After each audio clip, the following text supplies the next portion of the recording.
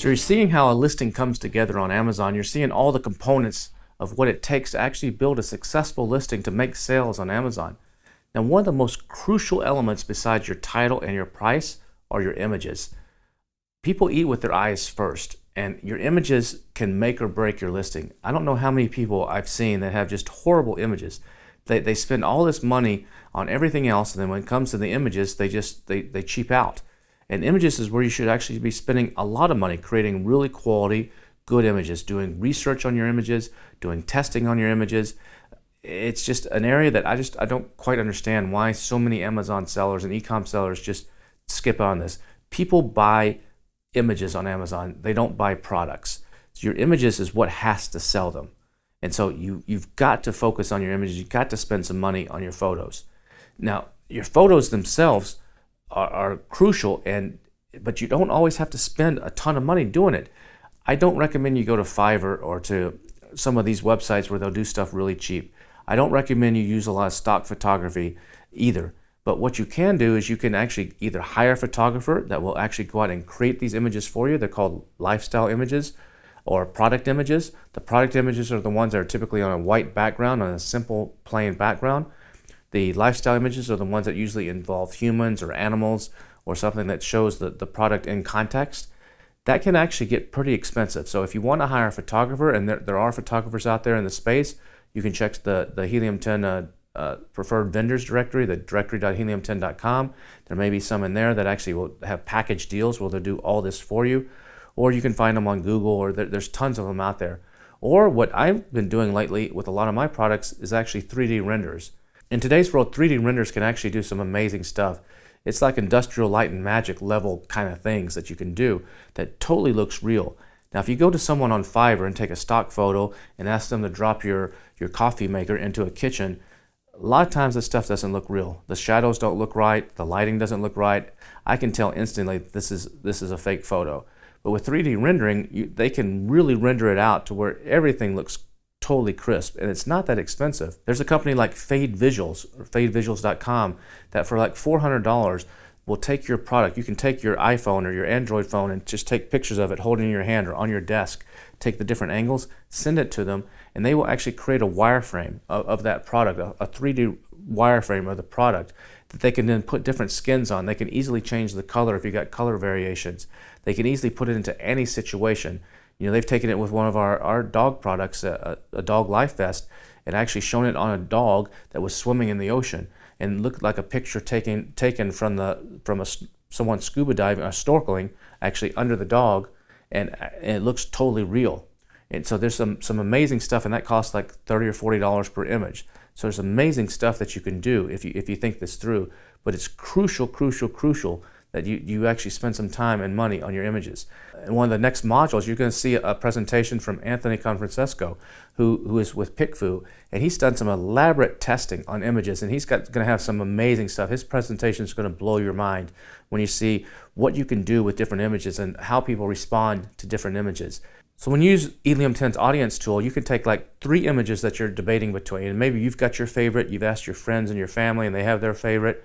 But what you can go into audiences and you can ask 50 or 100 or 200 random strangers who are actually Amazon customers to actually vote on which image they like best. Or it doesn't have to be images, it can be graphics, it can be other things too. But the beauty about it is they don't just vote and you don't just get a winner, but they actually write some comments, and you can actually see why they chose one over the other.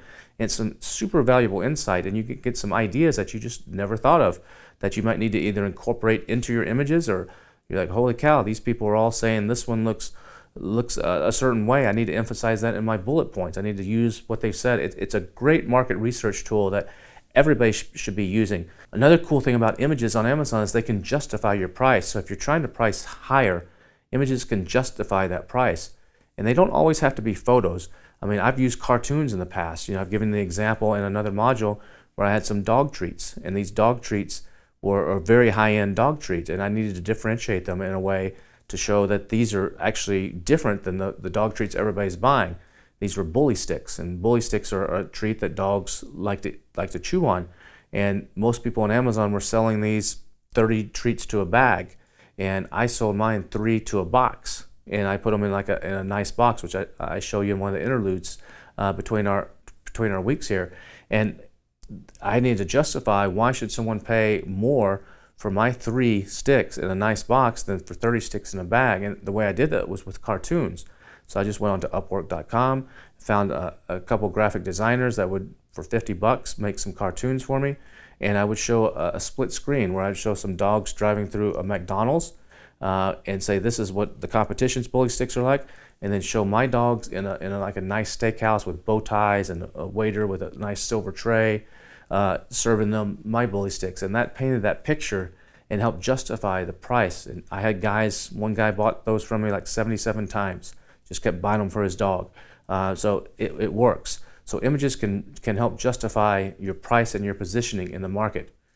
You're always going to be judged by your worst image. So if you have 8 great images and your 9th one sucks, you're going to be judged by that. It's just like dating. So if you're on a website like Tinder or Bumble and you're looking for someone to go out with, and you're looking at their photos and they look appealing to you, and you're looking through the photos, and then you see one, you're like, ooh, that one's not so good. It's going to scare you a little bit because you're like, that's what I might get.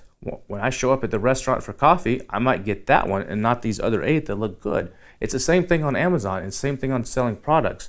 You got to make sure every single image can stand on its own and it's really, really good. Now remember, you get between 7 and 9 photos on Amazon. Those first 7 are critical. The only way most people see the 8th and the 9th one are if they actually click to actually enlarge the photos and go through them. Also, if you have the ability to create video, you should definitely add a video to your listing. And this needs to be a short video. It can be a demonstration of how to use the product. It can be a comparison video. It can be something that shows all the benefits of the video set to music.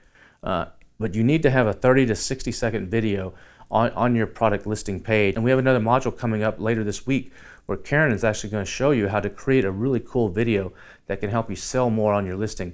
Video is crucial in today's world. So if you don't have a video on your listing, you're missing a major opportunity.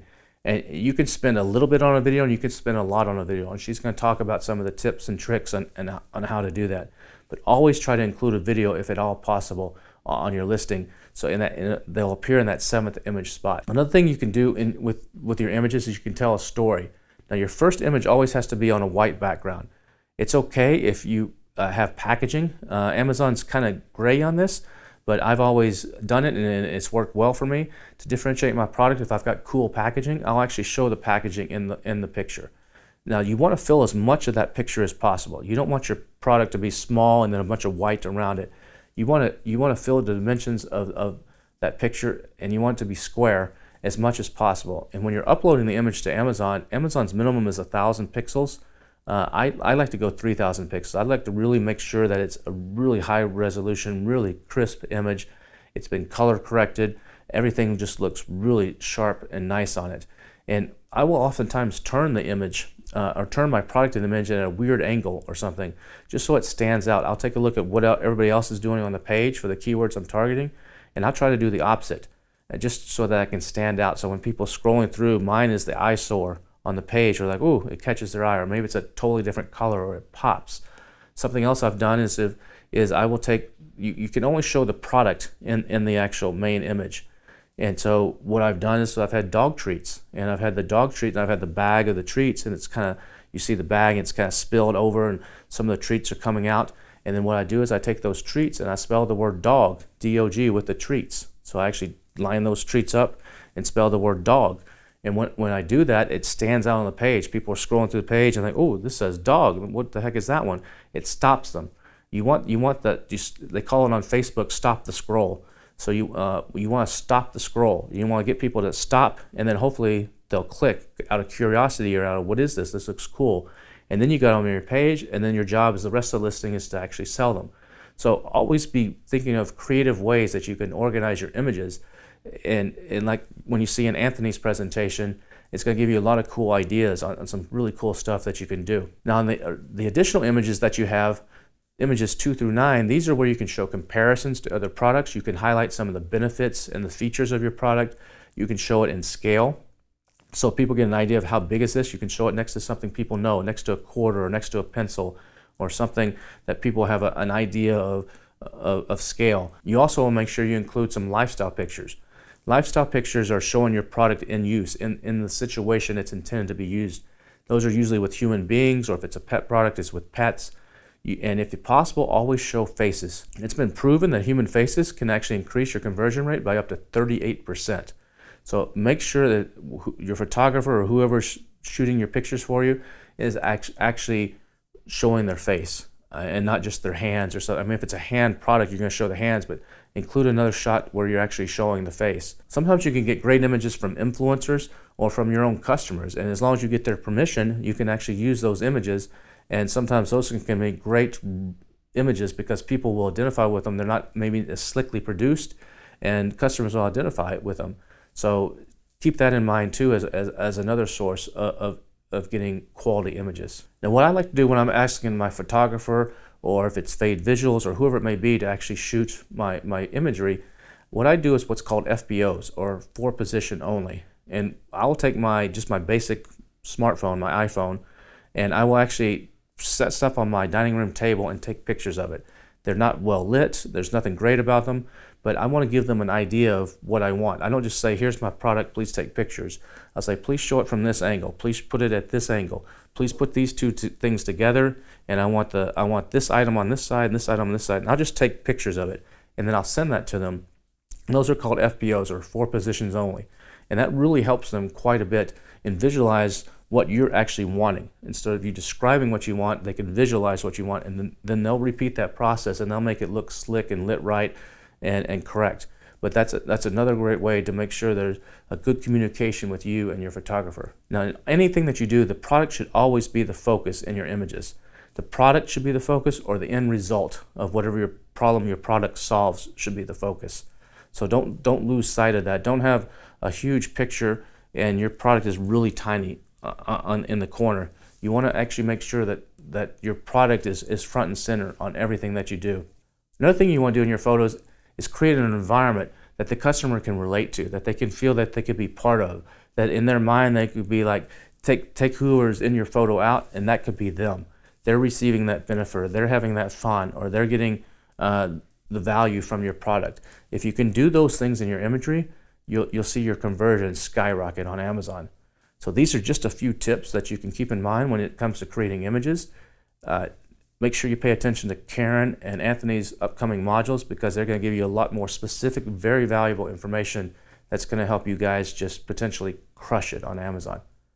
Looking forward to seeing you again shortly.